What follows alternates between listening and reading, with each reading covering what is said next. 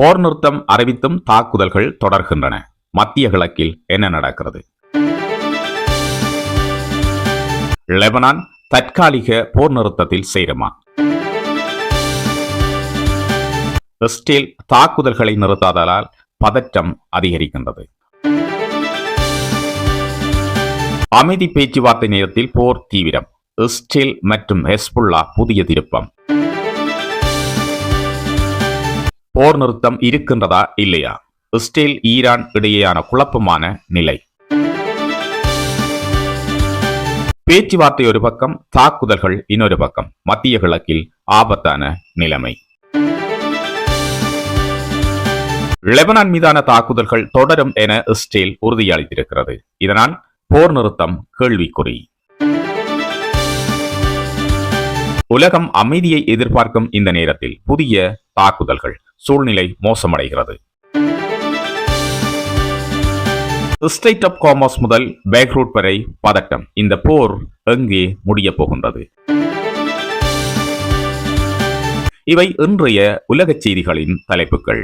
விரிவான செய்திகளுக்குள் செல்லும் முன் உலக விவரம் சேனலை சப்ஸ்கிரைப் செய்து பெல் ஐக்கனை கிளிக் பண்ணி ஆல் என்ற ஆப்ஷனை கொடுத்து வையுங்கள். நான் பதிவிடுகின்ற அனைத்து காணொளிகளும் உங்களை உடனடியாக வந்து சேரும். உலக விவரங்களை நீங்கள் உடனடியாக அறிந்து கொள்ளலாம்.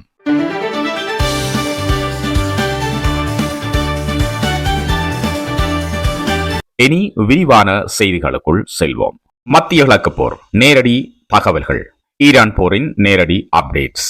லெபனானுடன் பேச்சுவார்த்தைக்கு இஸ்ரேல் ஒப்புக்கொள்கின்றது. ஆனால் ஹெஸ்புல்லா மீது தாக்குதல்களை தொடர்ந்து நடத்தி வருகின்றது. இஸ்ரேலினுடைய பிரதமர் பெஞ்சமின் நெத்தன்யாகு வியாழக்கிழமை லெபனானில் உள்ள ஹெஸ்புல்லா மீது தாக்குதல்களை தொடர்ந்து நடத்துவோம் என்று உறுதியாக கூறினார். இதற்கு சில மணி நேரங்களுக்கு முன்பு லெபனான் அரசுடன் பேச்சுவார்த்தைக்கு நாங்கள் தயாராக இருப்பதாகவும் அவர் தெரிவித்திருந்தது குறிப்பிடத்தக்கது.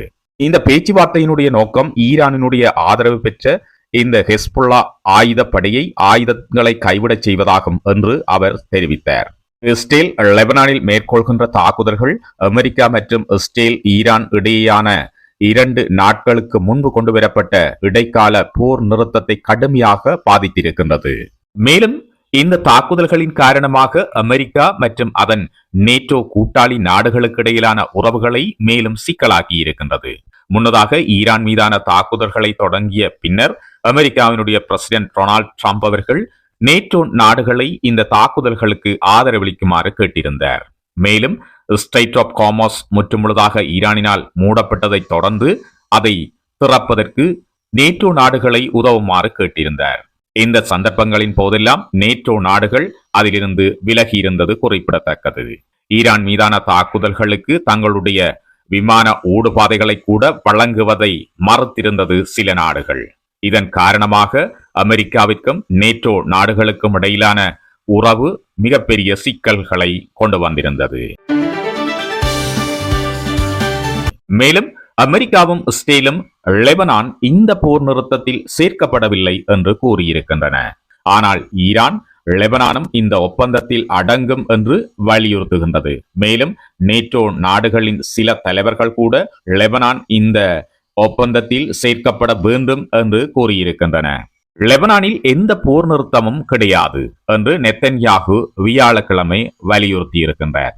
எனினும் லெபனான் மீது நடத்தப்படுகின்ற தாக்குதல்களின் காரணமாக ஈரான் இந்த போர் நிறுத்தத்திலிருந்து விலகி இருப்பதாக கூறியிருப்பது சிக்கல்களை ஏற்படுத்தி இருக்கின்றது. இஸ்ரேல் கடந்த சில நாட்களாக லெபனான் மீது தொடர்ச்சியாக மேற்கொள்கின்ற மிக பாரிய தாக்குதல்களின் காரணமாக மிக அதிக அளவிலான மக்கள் அங்கு கொல்லப்படுகின்றார்கள். மேலும் மிக அதிக அளவிலான மக்கள் காயமடைவதோடு அதிக எண்ணிக்கையிலான மக்கள் இடப்பெயரவும் செய்யப்பட்டிருக்கின்றார்கள். இதன் காரணமாக இந்த போர் நிறுத்தம் என்பது சாத்தியமற்றது என ஈரான் தெரிவித்திருக்கின்றது.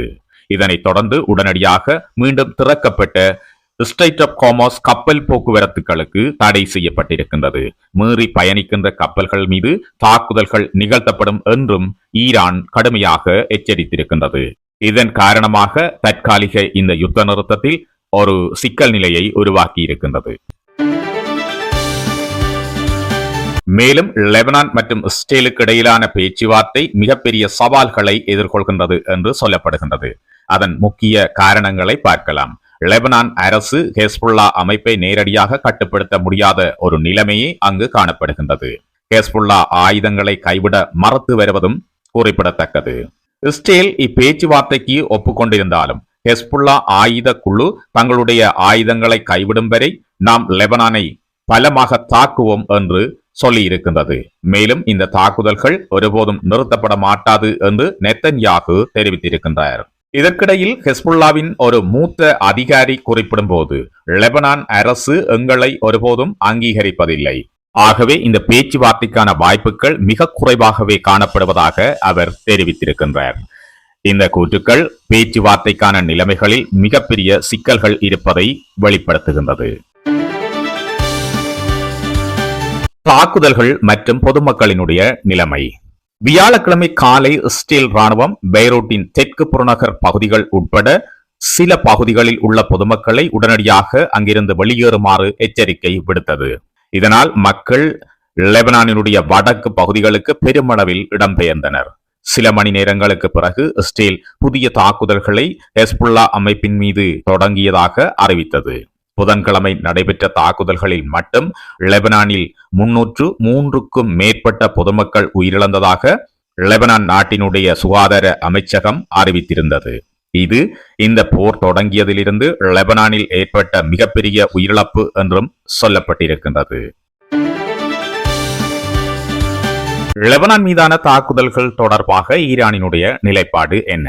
ஈரானினுடைய வெளியுறவு அமைச்சக பேச்சாளர் இஸ்மாயில் பாகாயி இந்த வார இறுதியில் பாகிஸ்தானில் நடைபெறவுள்ள அமைதி பேச்சுவார்த்தையில் லெபனான் போர் நிறுத்தத்தில் சேர்க்கப்படாவிட்டால் ஈரான் கலந்து கொள்ளாது என்று ஆணித்தரமாக கூறியிருக்கின்றார். ஐரோப்பிய நாடுகளினுடைய எதிர்வினை என்ன? ஐரோப்பிய தலைவர்கள் இஸ்ரேல் லெபனானில் மேற்கொள்கின்ற அனைத்து தாக்குதல்களையும் உடனடியாக நிறுத்த வேண்டும் என்று கேட்டுக்கொண்டிருக்கின்றன. இந்த தாக்குதல்கள் மொத்த அமைதி முயற்சிகளையும் பாதிக்கும் என்று அவர்கள் எச்சரித்திருக்கின்றார்கள். ஜெர்மனியினுடைய தலைவர் பிரிட்ஜ் மெஸ் இஸ்ரேல் அங்கு நடத்தும் கடுமையான போர் நடவடிக்கைகள் முழுமையான அமைதி செயல்முறையை தோல்வியடைய செய்யக்கூடும் என்று எச்சரித்திருக்கின்றார். பிரிட்டன் பிரதமர் கியர் ஸ்டாமர் லெபனானில் நடைபெறும் தாக்குதல்கள் நடக்கக்கூடாது என்றும் லெபனான் போர் நிறுத்தத்தில் சேர்க்கப்பட வேண்டும் என்றும் கூறியிருப்பது ஒரு முக்கியமான விடயமாக பார்க்கப்படுகின்றது. ஹோர்முஸ் நீரிணையின் தற்போதைய நிலை. உலகளவில் எண்ணெய் மற்றும் எரிவாயு போக்குவரத்தின் சுமார் 20% இந்த நீரிணை வழியாக நடைபெறுவது குறிப்பிடத்தக்கது. இந்த பகுதி தற்போது போர் நிறுத்தத்திற்கு ஒரு பெரிய சவாலாக மாறியிருக்கின்றது. போர் தொடங்கியதிலிருந்து ஈரான் பெரும்பாலான கப்பல்களுக்கு இந்த நீரிணை வழியாக செல்ல அனுமதி மறுத்திருக்கின்றது. ஈரானுடைய துணை வெளியுறவு அமைச்சர் சயித் சதீப் சாதே நீரிணை அனைவருக்கும் திறந்தே உள்ளது. ஆனால் தொழில்நுட்ப காரணங்களால், உதாரணமாக கடல் மீது புதைக்கப்பட்டிருக்கின்ற கனிவடிகள் காரணமாக கப்பல்கள் ஈரானினுடைய இராணுவத்துடன் ஒருங்கிணைந்தே நகர வேண்டும் என்று கூறினார். வியாழக்கிழமை நிலவரத்தின்படி நூற்றுக்கணக்கான கப்பல்கள் வளைகுடா பகுதியில் சிக்கி தங்கியிருப்பது குறிப்பிடத்தக்கது. மிக குறைவான கப்பல்கள் மட்டுமே இந்த வழியினூடாக செல்கின்றது. எண்ணெய் விலை மற்றும் பொருளாதார பிரச்சனைகள். வியாழக்கிழமை இஸ்ரேல், அமெரிக்கா மற்றும் ஈரானுக்கு இடையிலான தற்காலிக போர் நிறுத்த பேச்சுவார்த்தைகளின் முன்னேற்றம் காரணமாக உலக சந்தையில் எண்ணெயின் விலை சற்று முன்னேற்றம் கண்டன. ஆனால் பின்னர் புதிய தாக்குதல்கள் நடந்ததாக தகவல்கள் வெளியானதால் எண்ணெய் விலை மீண்டும் உயர்ந்தது. பிரெண்ட் க்ரூட் எண்ணெய் விலை ஒரு பெரலுக்கு $95.92 உயர்வடைந்தது. இது 1% அதிகரிப்பாக காணப்படுகின்றது. சர்வதேச நாணய நிதியம் IMF இந்த போர் காரணமாக உலகளாவிய பொருளாதார வளர்ச்சி கணிப்பை குறைக்கும் என்று தெரிவித்திருக்கின்றது. IMF-னுடைய நிர்வாக இயக்குனர் கிறிஸ்டலினா ஜார்ஜியோவா கூறியதாவது, உலக கட்டமைப்புகள் சேதமடைந்திருக்கின்றன, மேலும் விநியோக தடைகள் ஏற்பட்டிருக்கின்றது. இதனால் முதலீட்டாளர்களின் நம்பிக்கை குறைவடைந்திருக்கின்றது, மேலும் இது நீண்டகால பாதிப்புகளை ஏற்படுத்தும். இவை அனைத்தும் உலகத்தினுடைய பொருளாதாரத்தை மிகவும் பாதிக்கும் என்று கூறியிருக்கின்றார். தூதரக பேச்சுவார்த்தைகள். அமெரிக்கா மற்றும் ஈரான் அதிகாரிகள் சனிக்கிழமை பாகிஸ்தானின் இஸ்லாமாபாத்தில் சந்திக்க திட்டமிட்டிருப்பதாக கூறப்படுகின்றது. அமெரிக்க தரப்பை துணை ஜனாதிபதி JD வான்ஸ் வழிநடத்த இருப்பதாகவும் கூறப்படுகின்றது. மத்திய கிழக்கு யுத்தத்தில் ஏற்பட்ட உயிரிழப்புகள். ஈரானில் இதுவரை 1701 பொதுமக்கள் கொல்லப்பட்டிருக்கின்றார்கள். இதில் 254 குழந்தைகள் உள்ளடங்குகின்றனர் என்பது குறிப்பிடத்தக்கது. அதே நேரம் லெபனானில் 1500க்கும் மேற்பட்ட பொதுமக்கள் கொல்லப்பட்டிருக்கின்றார்கள். இதே நேரம் வளைகுடா நாடுகளில் 32க்கும் மேற்பட்ட உயிரிழப்புகள் பதிவு செய்யப்பட்டிருக்கின்றன. இவை ஈரானினுடைய தாக்குதல்களின் காரணமாக ஏற்பட்டவையாக சொல்லப்படுகின்றது. மேலும் இஸ்ரேலில் 20க்கும் மேற்பட்டோர் கொல்லப்பட்டிருக்கின்றார்கள். அதே நேரம் அமெரிக்காவினுடைய 13 படையினரும் கொல்லப்பட்டிருப்பதாக சொல்லப்படுகின்றது. இந்த நிலைமை மிகவும் பதற்றமாகவே இருக்கின்றது. போர் நிறுத்தம் அறிவிக்கப்பட்டிருந்தாலும் தாக்குதல்கள் தொடர்வதால் அமைதி முயற்சிகள் பாதிக்கப்படுவதற்கான அபாயமே தொடர்ந்து காணப்படுகின்றது. லெபனானில் மேற்கொள்ளப்படுகின்ற தாக்குதல்கள் உடனடியாக நிறுத்தப்படாவிட்டால் இப்பொழுது மேற்கொள்ளப்படுகின்ற தற்காலிக போர் நிறுத்தம் மற்றும் அமைதி பேச்சுவார்த்தைகளில் பங்கெடுப்பது சாத்தியமற்றது என ஈரான் திட்டவட்டமாக கூறியிருக்கின்றது. எனவே லெபனான் மீதான இஸ்ரேலின் தாக்குதல்கள், நடைபெற இருக்கின்ற பேச்சுவார்த்தைகள் மற்றும் தற்காலிக யுத்த நிறுத்தத்தில் மிகப்பெரிய பாதிப்புகளை ஏற்படுத்தப் போகின்றது என்பது திண்ணம். மேலும் இதுபோன்ற புதிய உடனடி உலக செய்திகளை அறிந்து கொள்வதற்கு உலக விவரம் சேனலை சப்ஸ்கிரைப் செய்து பெல் ஐக்கனை கிளிக் பண்ணி ஆல் அண்ட் ஆப்ஷனை கொடுத்து வையுங்கள். உடனடியான உலக செய்திகளை நீங்கள் அறிந்து கொள்ளலாம். செய்திகள் பிடித்திருந்தால் லைக் செய்யுங்கள், அது எனக்கு ஆதரவாக இருக்கும். மேலும் இந்த காணொளிகள் தொடர்பான கருத்துக்களை பதிவிடுங்கள். நண்பர்களோடு காணொளியை ஷேர் செய்து கொள்ளுங்கள். மீண்டும் ஒரு புதிய உலக விவரத்தோடு உங்கள் அனைவரையும் சந்திக்கின்றேன். வணக்கம்.